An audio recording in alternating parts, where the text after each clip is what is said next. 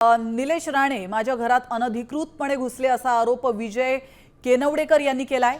मी कुणाला पैसे दिले असतील तर पुराव्यासह सिद्ध करा असं आव्हानही त्यांनी केलंय। आपण पाहतोय निलेश राणे यांनी केनवडेकर यांच्या घरात घुसून 25 लाखांची रक्कम त्या ठिकाणी त्यांनी जप्त केली आहे आणि या पार्श्वभूमीवर आता केनवडेकरांची प्रतिक्रिया समोर आली आहे। तर निलेश राणे माझ्या घरामध्ये अनधिकृतपणे घुसले असा आरोप त्यांनी केला। तर ते आमचे बंड्या सावंत आहेत।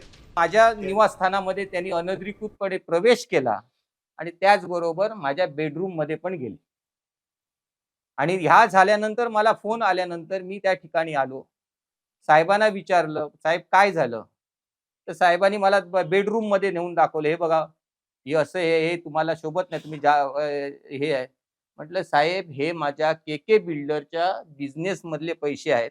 त्या प्रिमाइसेस मध्ये येऊन दहशतीचं वातावरण करायचं, कोण ओळखीचा नाही त्यांना घेऊन कॅमेरे घेऊन माझ्या घरामध्ये फिरायचं किती योग्य आहे हो?